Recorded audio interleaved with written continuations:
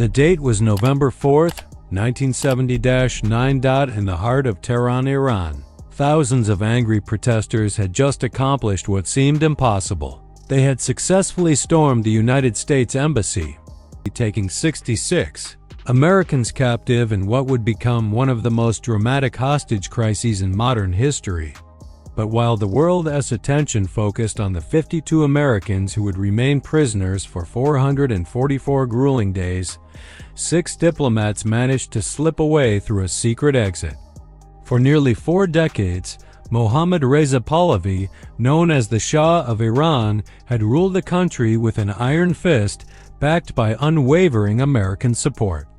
The organization brutally suppressed any form of political opposition, creating an atmosphere of fear that permeated every aspect of Iranian society. Into this power vacuum stepped Ayatollah Ruhollah Khamenei, a religious leader who had spent 15 years in exile. The situation became explosive when the American government decided to admit the exiled Shah into the United States for cancer treatment in October. Iranian students, calling themselves the Muslim student followers of the Imam's line, stormed the embassy compound, overwhelming the security guards and taking control of the building. In a matter of hours, 52 American diplomats and staff members found themselves prisoners of the revolutionary government, held as leverage to force America's hand regarding the Shah. They couldn't seek help through official diplomatic channels, as most embassies were too frightened of Iranian retaliation to offer assistance. And they certainly couldn't return to their own embassy, which was now firmly under hostile control. They couldn't approach windows where they might be spotted, couldn't venture outside for any reason, and had to maintain absolute silence about their presence. Every day brought new dangers as Iranian Revolutionary Guards increased their patrols and searches throughout Tehran, hunting for the Americans they knew had escaped. The 6 Americans needed a cover story that would give them a legitimate reason to be in Iran, allow them to travel openly through Tehran, and provide a plausible explanation for their departure from the country. Mendez proposed an idea so audacious that it seemed to come straight from the pages of a spy novel: create an entirely fictional Hollywood movie production. The plan would involve establishing a fake film studio, crafting a bogus science fiction screenplay, and having the 6 Americans pose as a Canadian film crew scouting locations in Iran for their non-existent movie.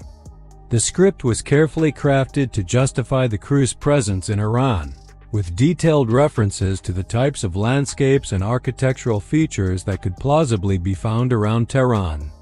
Robert Anders became the associate producer, Mark Lejek the screenwriter, Cora Lejek the set decorator, Joseph Stafford the cinematographer, Kathleen Stafford the script supervisor, and Lee Schatz the location manager. They were provided with detailed backstories, business cards, production schedules, and all the documentation that would support their new identities. Entertainment industry publications were provided with fake press releases announcing the project, and interviews with fictional producers were planted in trade magazines. Canadian authorities issued genuine passports with false identities, allowing the 6 Americans to travel as Canadian citizens. Mendez provided them with intensive training in film industry terminology, production procedures, and the behavioral patterns of Hollywood professionals. Meeting secretly at the Canadian ambassador's residence, he conducted final briefings on how to behave at the airport, what questions to expect from immigration officials, and how to maintain their cover under pressure. The Americans had been living in isolation and fear for 3 months, and now they had to summon the confidence to walk openly through one of the world's most dangerous airports while pretending to be relaxed Canadian film professionals. They studied how cinematographers discussed lighting, how location managers evaluated terrain, and how producers negotiated logistics. On departure day, the 7 fake film crew members, Mendez and the 6 Americans, arrived at Tehran's Esmerabad airport carrying their Canadian passports, film industry credentials, and a carefully prepared story about completing their location scouting mission. They behaved exactly as any international film crew would, slightly tired from their work, casually professional, and eager to return home to begin production. His cover story was supported by the same fictional production company, complete with documentation showing his authority to scout locations and hire local crew members. Iranian officials at the airport processed his entry without suspicion after all. Foreign film productions represented potential revenue and international recognition for the new Islamic Republic. Every detail mattered, because a single misplaced word or unconvincing response could expose the entire operation. This wasn't merely a matter of paperwork, it was a substantial risk for Canada, as discovery of their involvement could have severely damaged their diplomatic relations with Iran and potentially endangered their own embassy staff. For the first crucial hours, they wandered Tehran's streets, desperately seeking sanctuary while trying to avoid the revolutionary patrols that were already beginning to search for them. Film crews were not uncommon in the Middle East during this period, and the Iranian government was eager to present a normal face to the world despite the ongoing hostage crisis. They weren't just memorizing lines for a movie, they were preparing to perform roles that would determine whether they lived or died. One suspicious immigration official, one probing question they couldn't answer, one moment of panic that broke their cover, and not only would they face certain imprisonment and possible execution, but the 52 embassy hostages could suffer retaliation and the Canadian diplomatic mission could be destroyed. Working with contacts in Hollywood, he established a genuine production office in Los Angeles, complete with staff members who could answer phone calls and verify the film's existence. The office was furnished with authentic movie industry equipment, scripts, posters, and all the paraphernalia that would convince anyone investigating the story's legitimacy. A Canadian production team looking for exotic locations would draw little suspicion, especially if their paperwork appeared legitimate and their story could withstand casual scrutiny. The 52 Americans held hostage in the embassy were becoming a daily reminder of American powerlessness, broadcast nightly on television screens across the country. But the 6 hidden diplomats presented an even more delicate problem. Their existence had to remain absolutely secret, as any public revelation would not only doom them, but could also endanger the lives of the embassy hostages and create a massive diplomatic crisis with Canada. This decision inflamed Iranian militants who viewed it as yet another example of American protection for their former oppressor. Despite explicit instructions from his own government to avoid involvement, Taylor made a decision that would define his legacy. He secretly offered the American diplomats refuge in his residence. This act of extraordinary courage meant that Canada was now harboring fugitive Americans in the heart of revolutionary Iran, a decision that could have triggered an international incident if discovered. The streets of Tehran erupted with demonstrations, anti-American chants, and burning flags, as protesters demanded the Shah's immediate return to face justice in Iran.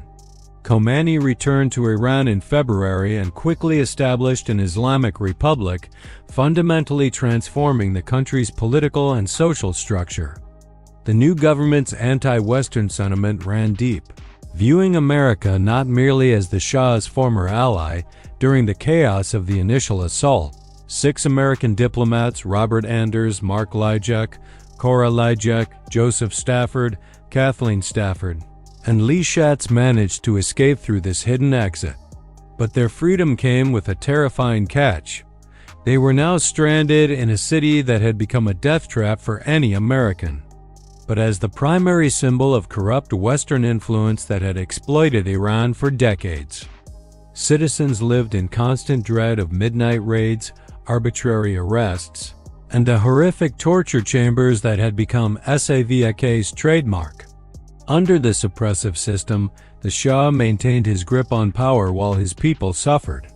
The Shah's government controlled Iran's vast oil wealth, But most of those riches flowed to American interests rather than improving the lives of ordinary Iranians who found themselves trapped in deepening poverty. Their escape would set in motion one of the most audacious rescue operations ever conceived, a mission so outrageous that it involved creating an entirely fake Hollywood movie, complete with fabricated scripts, artificial studios, and fraudulent film posters. This is the extraordinary true story of Operation Argo, where the Central Intelligence Agency turned to the magic of Hollywood to orchestrate what many considered an impossible rescue mission from the heart of revolutionary Iran.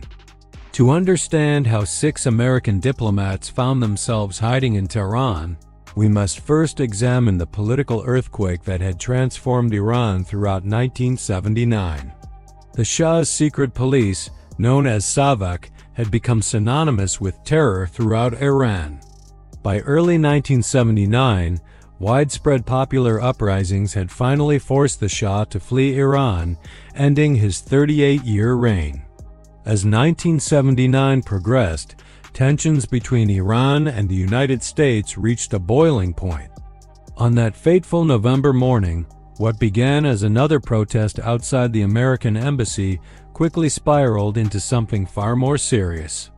However, the Iranian revolutionaries were unaware that the embassy compound contained a secret rear entrance that opened directly onto a back street.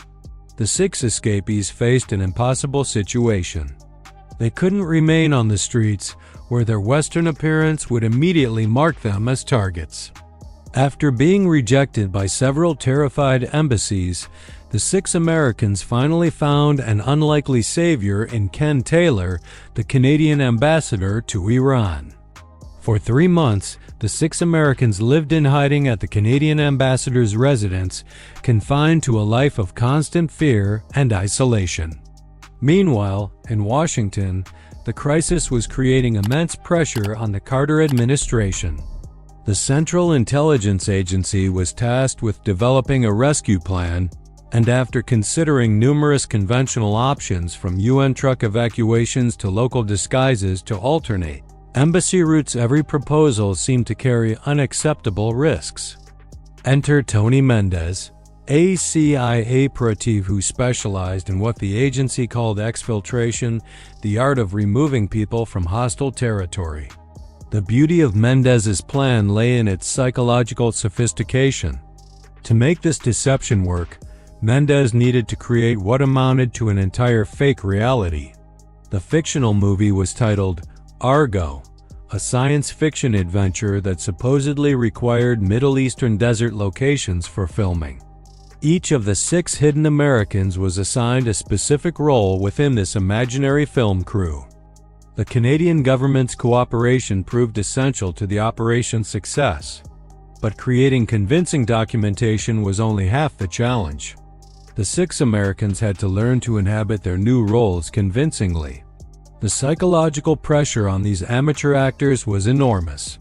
In January 1980, Tony Mendez arrived in Tehran using his own false Canadian identity as a film producer.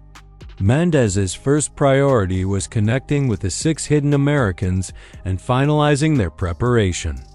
The plan's execution required perfect timing and flawless performance. On departure day, the 7 fake film crew members, Mendez and the 6 Americans, arrived at Tehran's Smarabad airport carrying their Canadian passports, film industry credentials, and a carefully prepared story about completing their location scouting mission. They behaved exactly as any international film crew would, slightly tired from their work, casually professional, and eager to return home to begin production. The most dangerous moment came during passport control, when Iranian officials noticed that the 6 Americans' passports lacked entry stamps for Iran. This discrepancy could have exposed the entire operation, but the timing worked in their favor. The 7 travelers maintained their composure, answered questions routinely, and boarded their Swiss Air flight without incident. The 6 rescued Americans were quietly flown back to the United States without fanfare. and their story remained classified to prevent retaliation against the remaining embassy hostages or the Canadian diplomatic mission. This timing was no coincidence. The Iranian government calculated that a new administration might prove more aggressive than Carter's, making immediate resolution more attractive than continued confrontation. Suffering from advanced cancer, he died in an Egyptian hospital in July 1980. The mission succeeded because it combined careful planning, international cooperation, and psychological sophistication with a deep understanding of human nature and bureaucratic systems. The fake film production worked because it exploited officials' expectations and provided a plausible explanation for the crew as presence and departure. Ending the life of a ruler whose reign had fundamentally shaped modern Middle Eastern politics and whose fall had triggered one of the Cold War's most dangerous confrontations. When the details finally emerged in the late 1990s, they captured public imagination as an example of intelligence work at its most creative and daring. He remained with the CIA for 25 years, participating in numerous other operations, but Argo remained his most famous achievement. It demonstrated how creative thinking could overcome seemingly impossible challenges, showing that unconventional solutions sometimes succeed where traditional approaches fail. The mission also illustrated the importance of international cooperation in intelligence work, as Canadian assistance proved absolutely essential to the operation's success. His innovative use of Hollywood techniques and espionage work influenced intelligence training and operations for decades to come. They had witnessed firsthand the collapse of an old political order and the birth of a new one, experiencing history from inside one of its most dramatic moments. In an era when American power often relied on military force and economic pressure, this operation succeeded through deception, creativity, and an understanding of human psychology that would make any Hollywood scriptwriter proud. Their 3 months in hiding gave them unique insight into the fear, uncertainty, and human cost of political revolution, and demonstrated that sometimes the most effective truth is a carefully constructed lie, executed with precision, courage, and just enough Hollywood magic to make the impossible seem perfectly ordinary.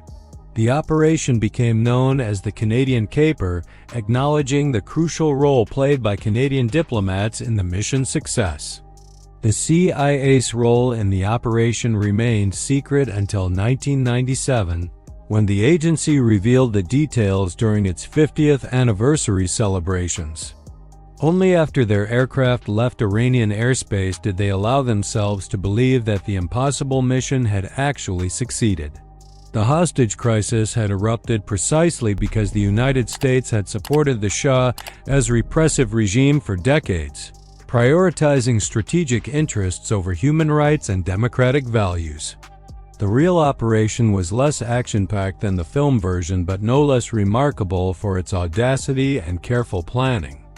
The true story reveals how intelligence professionals can succeed through patience, preparation, and psychological insight rather than violence and dramatic confrontation. Americans across the country displayed Canadian flags and erected billboards reading, "Thank you, Canada," to express their gratitude. The crisis established the framework for decades of economic sanctions and diplomatic isolation that have defined US-Iran relations ever since. Understanding this history helps explain why tensions between these two nations remain so persistent and complex.